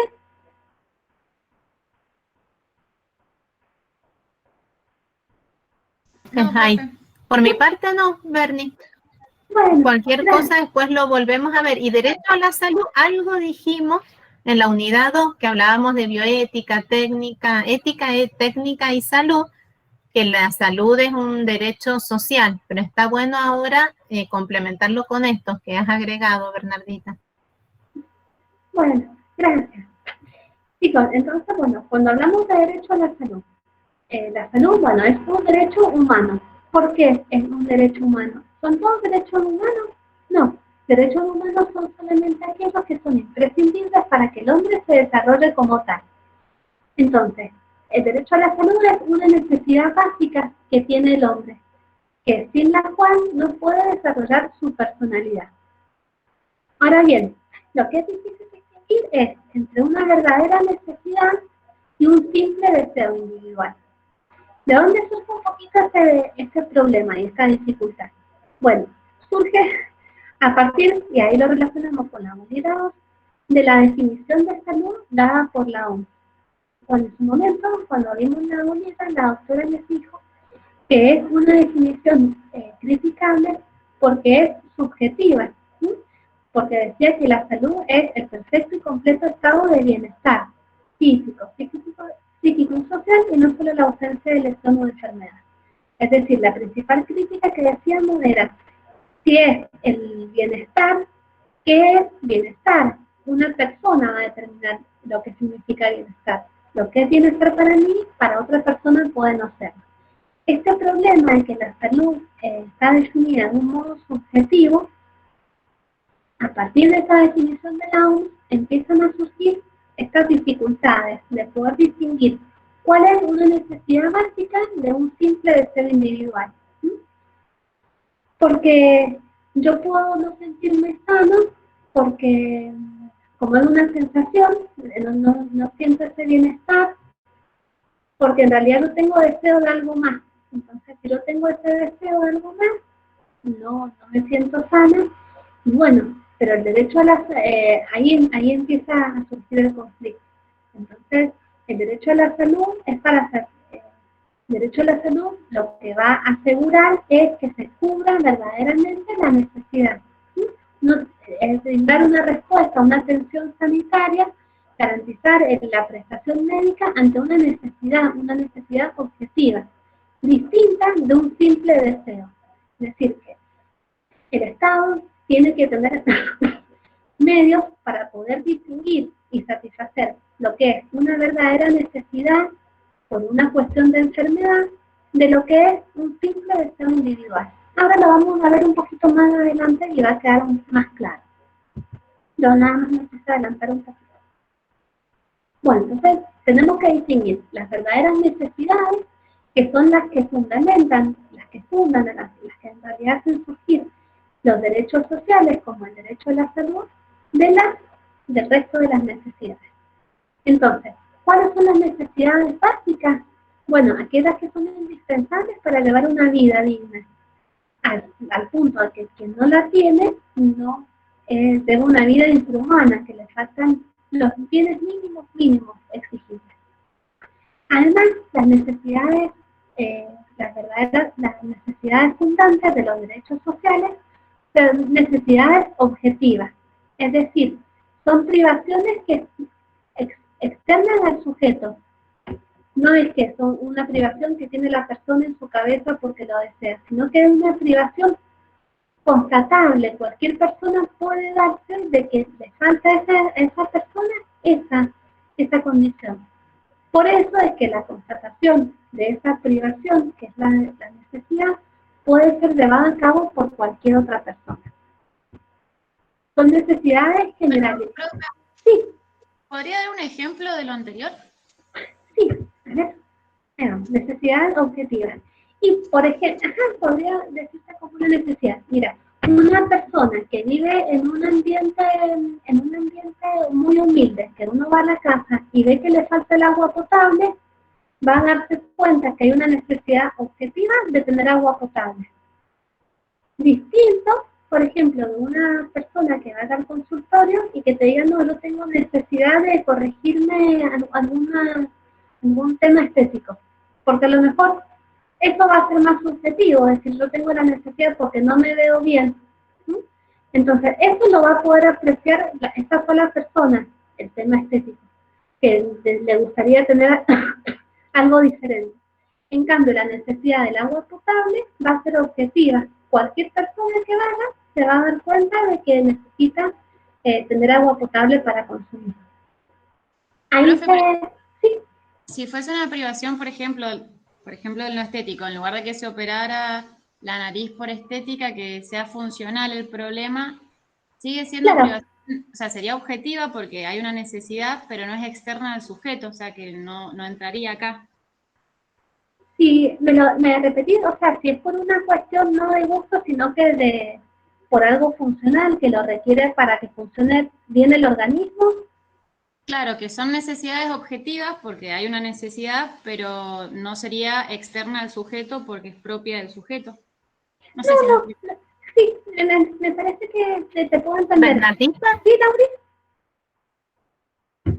Hay un ejemplo que me parece que a lo mejor entraría dentro de lo que es la medicina, que no es estética, la medicina reconstructiva, cuando hay que hacer una mastectomía, la reconstrucción inmediata, aunque sea con expansores o en que son varias cirugías, no importa, eso entra dentro de lo que es el tratamiento, y hace muchos años se veía como que era solamente estético, pero hoy en día se sabe, y todos los que estamos en mastología, que la reconstrucción inmediata forma parte del tratamiento, no es algo estético. Entonces a lo mejor ese sería un ejemplo que es objetivo, no al nivel a lo mejor del agua potable que estamos viendo, o de las vacunaciones, pero por eso habría que ver no todas las cirugías Claro, supuestamente no todas estéticas, o en un son- gran quemado, por ejemplo, los injertos, etcétera, en un gran quemado, no es porque se ve mal, sino que objetivamente es necesario. Pero a lo mejor si uno dice, bueno, me quiero hacer el tercer retoque en el lóbulo de la nariz, de la oreja, perdón, eso sí, Claro. sería el ejemplo. No sé si te queda claro. Sí, gracias, doctora. Sí, perfecto. Gracias, Lauri. Claro, y en realidad cuando se dice objetiva, es decir, de que cualquier persona puede darse cuenta de que existe esa necesidad. En cambio, como decía la doctora, lo del tercer retoque del lóbulo, solamente para esa persona que siente ese deseo de esa modificación. Entonces, objetiva, porque cualquier persona puede darse cuenta que realmente existe. En cambio, cuando no hay una necesidad fundante, es que es solamente para esa persona. Bueno, gracias, Lauri, por el aporte del ejemplo. Ahí queda mucho más claro.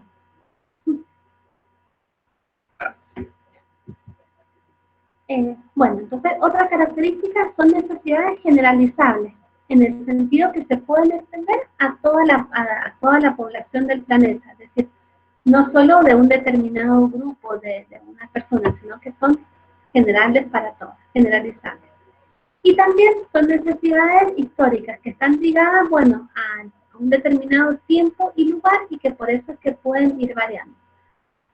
Lo importante entonces es poder diferenciar lo que es una necesidad concreta, objetiva, porque algo que uno hace falla al normal funcionamiento del organismo, ahí estamos ante necesidades fundantes de los derechos sociales, porque son necesidades básicas que hacen al normal desenvolvimiento del organismo. En cambio, los que no son necesidades básicas son meros deseos de cada persona. Por eso, al ser meros deseos, no son constatables de una manera así, objetiva, por cualquier persona, sino que es solamente un deseo. Es decir, que no se trata solo de circunstancias personales que pueden llevar a un sujeto a desear un objeto o una situación determinada, ni tampoco se tratan de estados de ánimos que son cambiables, que se pueden modificar o que son arbitrarios, sino que son necesidades básicas, son hechos objetivos en los que cualquier persona puede constatar que hay una carencia humana que es esencial. Ahí cualquier persona, sin llegar a ser médico, puede darse cuenta que hay una carencia que falta. Entonces, bueno, esa necesidad es la que funda el derecho a la salud como derecho humano, esa necesidad ahí. Ahí, bueno, ahí quedó claro, no sé el nombre recién que me hiciste la pregunta, no pude leer el nombre tuyo, ahí se quedó claro. Julieta. Sí, sí. ¿Julieta?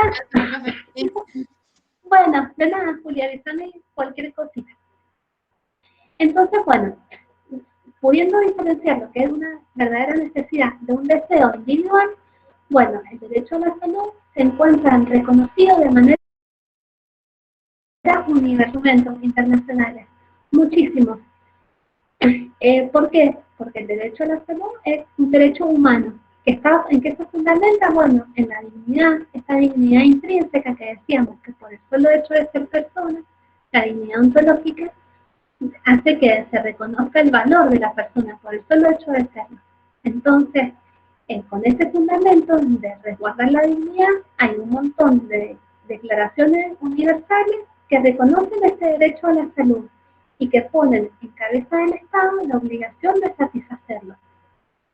¿Cuáles son? La Declaración Universal de Derechos Humanos del año 48, esta fue la primera, la salud como derecho humano. Pacto Internacional de Derechos Económicos, Sociales y Culturales de 1966, Convención Americana de Derechos Humanos y un montón más chicos que están en el trabajo que subí, pero que no lo transcribí acá para que no sea demasiado largo.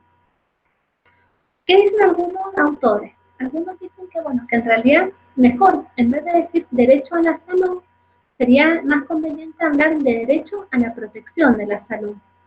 Porque si uno dice, si uno va al análisis de las palabras, derecho a la salud, no hay un derecho a estar sano, no se puede, no tiene uno un derecho a estar sano. Uno tiene en realidad derecho de ser atendido cuando está enfermo y de gozar de las condiciones básicas para prevenir enfermedades evitables. Entonces, como que terminológicamente resulta más apropiado hablar de un derecho a la protección de la salud.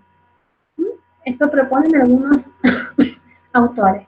Dicen, bueno, no, derecho a la salud no, porque no se puede garantizar, pero sí tenemos derecho a la protección, y a que nos atiendan cuando estamos enfermos, y a que el Estado nos garantice las condiciones básicas para poder prevenir enfermedades.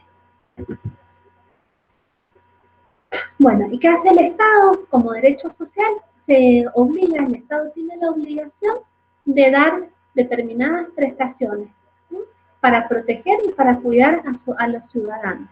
No se trata de un derecho en el que el Estado no tiene nada que hacer, tiene que abstenerse, es decir, no tiene que interferir para que uno goce el derecho, sino que por el contrario, es un derecho en el cual el Estado activamente tiene que estar presente para poder asegurar que ese derecho se cumpla. Entonces, el derecho a la protección de la salud sería más adecuado llamarlo de esa manera.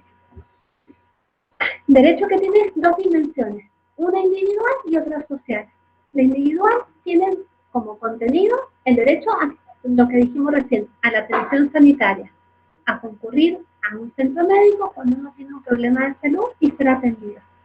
Y una dimensión social que es mantener las condiciones de salud. El Estado debe brindar prestaciones para mantener esas condiciones de salud. El objeto siempre va a ser igual, que es garantizar un estándar mínimo de salud a las personas a través de esta asistencia médica y a la sociedad manteniendo estas condiciones de salubridad pública. Por ejemplo, estableciendo normas para el cuidado del medio ambiente y minimizar la contaminación ambiental. El Estado de esa manera tiene que asegurarme el derecho a estar sano. Por eso es un derecho que activamente el Estado tiene que realizar acciones para asegurarlo. ¿Cuáles son? Bueno, está entonces la configuración del derecho. ¿Cuáles son las dificultades para determinar el contenido del derecho a la salud? Porque nosotros nos decimos, bueno, el derecho a la salud es un derecho humano que el Estado debe garantizar.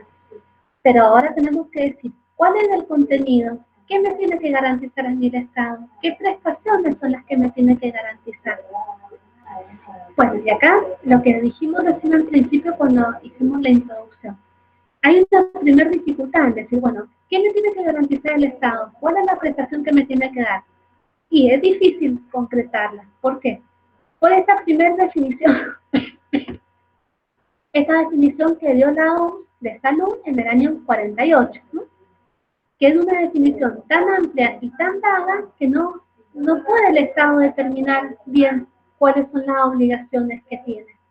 Porque como dijimos que era el estado de bienestar, para el Estado le va a ser muy difícil determinar, bueno, yo tengo que complacer el bienestar de cada 1.000.000 de habitantes de mi país. ¿Cómo lo hago si el bienestar es distinto?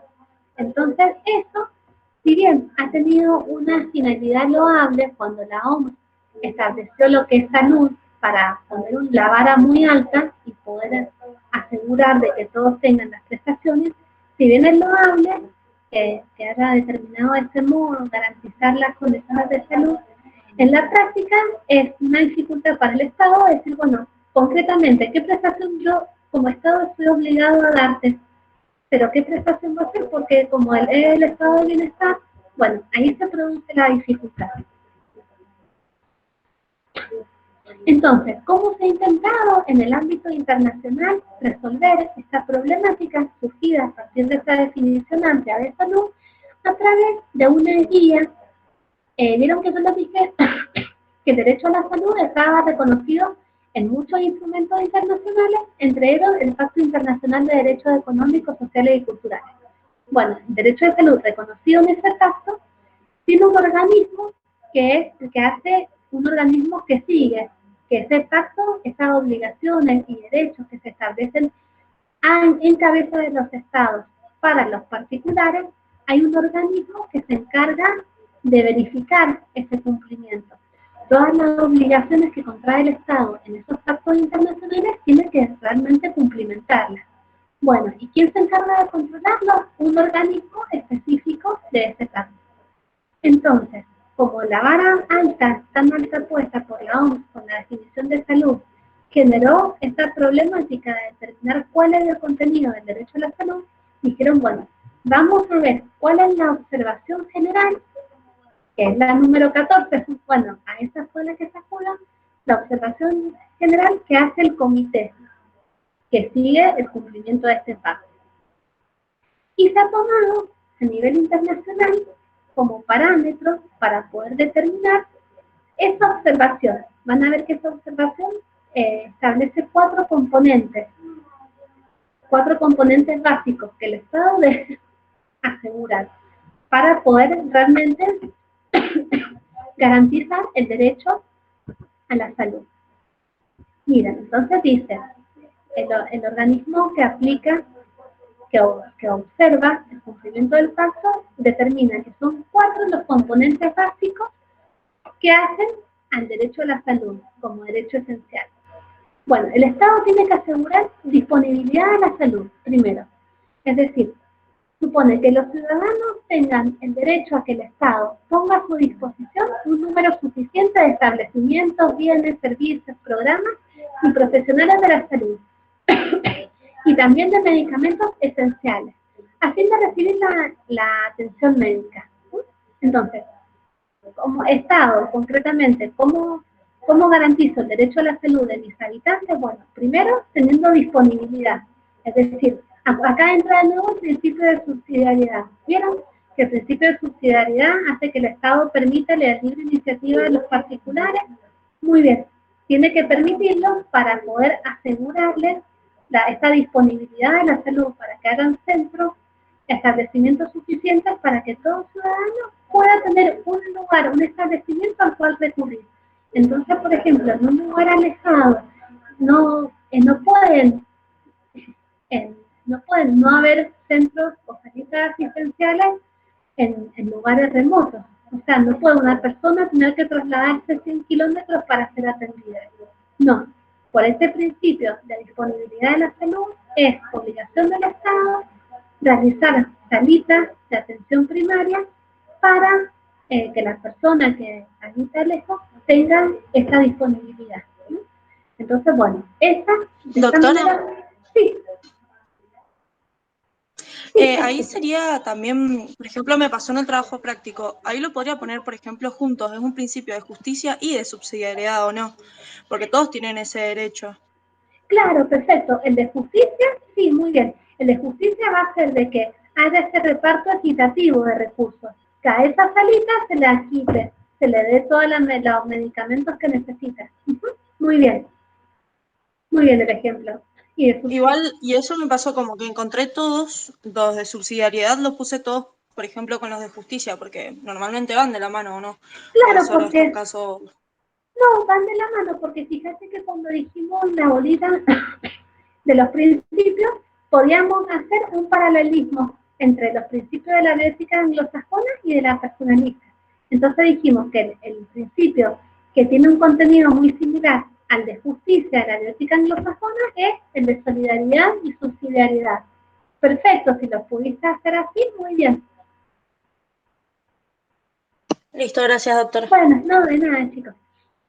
Entonces, bueno, se entiende que, bueno, esta problemática surgía, entonces este primer componente obliga al Estado a que ponga disponibilidad de sus pobladores estos recursos sanitarios. Este va a ser el primero. Después, así como está la disponibilidad, la accesibilidad, que es muy importante porque tiene que ser accesible en varios sentidos.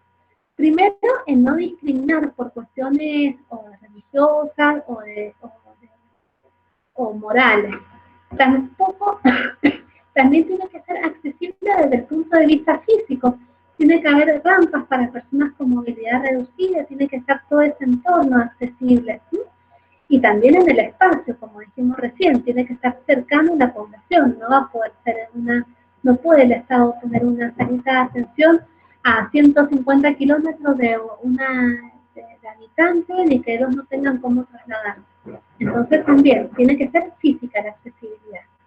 Y económica, es decir, no en hospitales que la atención sea gratuita y que podamos tener acceso a los medicamentos y a la atención, y también accesibilidad informativa, ¿sí?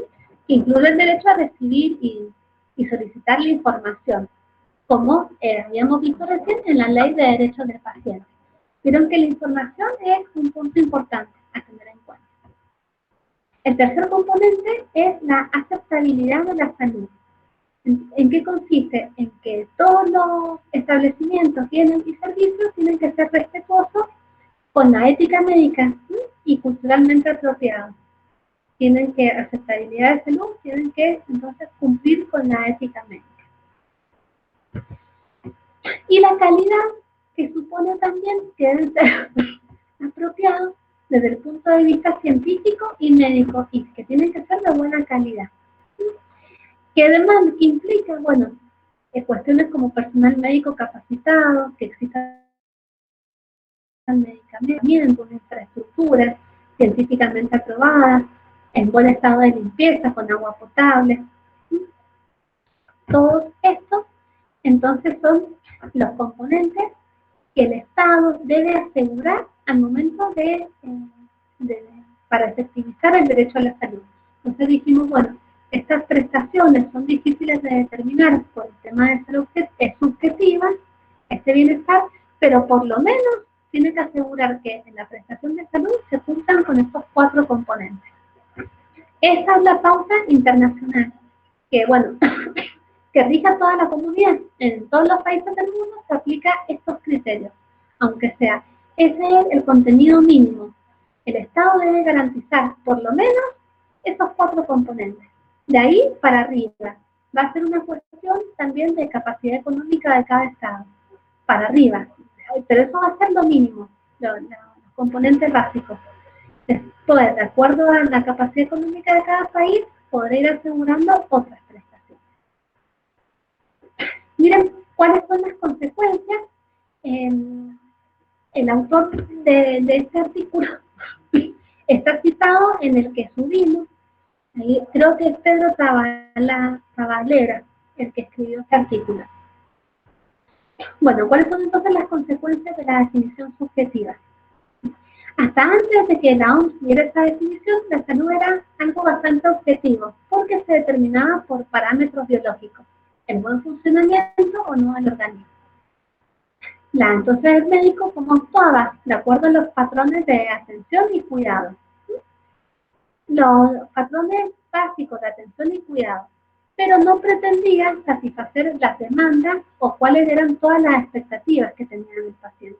No sé, chicos, si a ustedes les han pasado, pero yo lo escucho, yo no estoy en las guardias, no puedo saberlo por la práctica, pero sí lo escucho muchas veces de que cada vez los pacientes es como que llegan con más pretensiones y con más exigencia al médico, y que no, y que usted tiene que hacer esto y esto y esto y esto, y que usted tiene que hacer, entonces es como que la relación se está desnaturalizando, ya no estamos hablando tanto de una relación humana del médico con el paciente, una relación que esté armónica, médico-paciente. Ya nos olvidamos del paternalismo, que ya salimos del paternalismo médico cuando se empezó a tomar el respeto a la persona, ¿no? De esa relación armónica médico-paciente que es propiamente humana, que tiene un contenido tan trascendente, que es propio de la vocación de ustedes, el buscar el bien del paciente, atenderlo, cuidarlo, y que existe una relación de confianza. Esta relación tan linda, tan sana, se está empezando desde hace un par de años a transformar un poco, y díganme que a lo mejor ustedes han tenido una experiencia en transformarse una relación más como de cliente, como una relación de consumo, que ya no, el paciente deja de ser como un paciente y se transforma en un cliente, que acude al profesional médico para satisfacer satisfacer sus deseos, nada más. Y cada vez le exigen más, y que exigen que actúen de esa manera y que así, no sé si a alguno le pasó, o si quiere contarme, o la experiencia que ha vivido, lo que ha sentido. Esto, bueno, es propio de este pensamiento así, ¿no? De esta lógica que se va dando, de que como no es más el propio paciente el que determina cuál es su salud. Entonces, este concepto de decir, bueno, la salud es mi bienestar y yo si me siento mal, entonces voy a acudir al profesional médico a que satisfaga todas mis necesidades y mis pretensiones. Entonces, cambia la dinámica. ¿Cuáles? Entonces, bueno, las consecuencias de esta concepción de salud subjetiva, bueno, esto que recién les estaba diciendo, el cambio de paradigma en la relación médico-paciente, ¿no? La salud la salud se identifica con una sensación, con un deseo, de acuerdo al estado físico o psicológico o social, de acuerdo al estado anímico, el paciente va a ir al consultorio a pedirle determinada práctica. El paciente pasa a ser un cliente que se establece una relación como un contrato. Desde esa concepción se desvanece, bueno, esta atención tan importante del médico-paciente que existía, o que existe, como la sigue existiendo siempre, de esta relación propiamente humana. Además, la consecuencia de esta definición subjetiva de salud es que el cambio del contenido de la prestación del derecho a la salud. El derecho a la protección de la salud se acaba convirtiendo en una exigencia, en una pretensión de recibir el máximo nivel de atención sanitaria, el máximo grado de bienestar social, de bienestar personal, perdón. Ese bienestar que está calibrado, o sea, que está regulado, está establecido de manera unilateral por la propia persona. Siempre, o sea, muchas veces en esta clave de decir, bueno, eliminar todo sufrimiento y, bueno, maximizar los deseos para eliminar todo sufrimiento. ¿Y qué pasa en el ámbito social? Bueno, en el ámbito social, el derecho a las condiciones de salud pública se acaba poniendo en relación con las expectativas de bienestar presentes en cada sociedad. Es decir, lo que supone privilegiar en las políticas públicas aquellos aspectos cuya importancia se mide por la percepción mayoritaria de la gente. Entonces, ¿qué quiere decir? Que en el ámbito social quizás ya no se va a hacer foco en las verdaderas necesidades que hay, sino que en las demandas sociales de los que más se muestran. Decían, el autor se ha publicado que muchas veces con la medicina se termina aliando como a lo más visible. Entonces, por ejemplo, en vez de destinarse recursos para realizar vacunas de una necesidad concreta, que hay una necesidad objetiva de un grupo minoritario, como la atención ahora de la salud se ve más al paciente como un cliente, se satisfacen otros recursos de otras cuestiones que no tienen la atención y la urgencia de una vacuna. Entonces, bueno, también puede suceder, bueno, cambios en el tipo de derecho. O sea, si la salud es algo objetivo, que uno lo medía por el funcionamiento del organismo, el derecho a la salud se entiende como un derecho social, que uno le puede pedir al Estado una prestación concreta y efectiva. Bueno, en los derechos sociales el Estado tiene que actuar, tiene que hacer, tiene que brindar una prestación positiva. Pero si en cambio la salud ahora se empieza a ver como algo individual, algo de la propia persona que pide su bienestar y de acuerdo a su deseo, esta naturaleza de derecho social como que se va a empezar a debilitar y solamente el Estado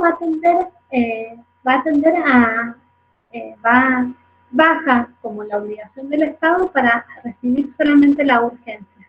Es como que se cambia el paradigma. Entonces se cambia el tipo de obligación que tiene el Estado. Si es un derecho social, como lo entendemos, que la salud se basa en el buen funcionamiento del organismo y se puede determinar el contenido de la prestación, el Estado entonces está obligado a hacer.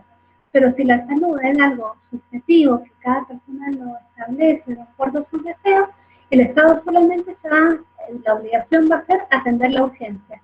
¿Por qué? Porque si todo lo otro es subjetivo, Bueno, el Estado deberá garantizar que existan centros sanitarios y clínicas para que lleven a cabo la prestación solicitada. ¿Ven? Entonces, como que solamente el Estado, la obligación va a ser garantizar la libre elección de cualquier centro sanitario. El Estado ya se obtiene de realizar todas las prestaciones, sino que nada más va a decir, bueno, como es algo subjetivo, y entonces mi obligación es nada más atender la urgencia y asegurarles que existan centros sanitarios suficientes para que cada paciente que empiece a actuar como un cliente satisfaga su necesidad en donde quiera, como si fuese no una relación personal, profesional, médico, sino que como fuese pues, una relación comercial. Uno va al local que más le gusta de ropa y compra lo que quiere. Entonces, y la pérdida, otra consecuencia, pérdida del carácter universal como derecho de todo individuo del planeta, y en especial de los más necesitados, al máximo nivel posible de salud, transformándose entonces en una exigencia de mayor bienestar. Entonces, se termina transformando en una exigencia del mayor bienestar posible, el mayor posible, que solo termina siendo efectiva para los países que tienen más recursos. Bueno, y acá lo que les decía recién, se produce también, se termina provocando una alianza entre la medicina y el lucro económico. Es decir, la investigación llevada a cabo en los países más desarrollados no va a buscar como finalidad primaria incrementar el nivel mundial de salud. Es decir, la investigación de cabecera no va a buscar satisfacer la salud mínima de todo el mundo, sino que va a buscar el bienestar de las personas que van a solicitar esas prestaciones que no son tan primordiales como las básicas que señalábamos. Entonces, la mayoría de los recursos, en lugar de destinarse a paliar los problemas sanitarios graves de los países más pobres, se emplean en responder expectativas de bienestar de los países más ricos, privilegiando entonces una medicina suntuaria, es decir, como de lujo, no tan imprescindible. Bueno, acá chicos, el Power de salud, ahí me meto para dejar de compartir. A ver si ahí está. Ahí está. ¿Ahí se dejó de compartir? ¿Está? Sí. Sí, ahí está. ahí dejo de compartir. Bueno, entonces chicos, lo que sea, dudas, comentarios, experiencias de ustedes, todos nos los pueden decir, subir como a la página. O en el foro. Los has dejado agotados, ¿verdad? No, Gracias. una botellita de agua tomando agua. Entonces, chicos, si no hay preguntas, los que no han subido, porque recién acabo de entrar en la página y faltan varios, enviar el trabajo práctico. Así que recuerden que quedan regulares aprobando los 3 trabajos prácticos. Así que si no los han enviado, o manden un recordatorio al grupo de WhatsApp, no sé, para que la mayoría o todos, sería lo ideal, presenten el trabajo práctico. Así que muchas gracias, Bernie. No, de nada, Laura, y gracias a vos, y gracias chicos por quedarse hasta esta hora prestando atención y interesados. Muchas gracias, chicos. Gracias a usted, Doc. Gracias, No, de doctora. nada. Nos vemos Muchas gracias. A ustedes, Gracias. chicos. Hasta luego. el lunes Gracias, próximo. doctoras.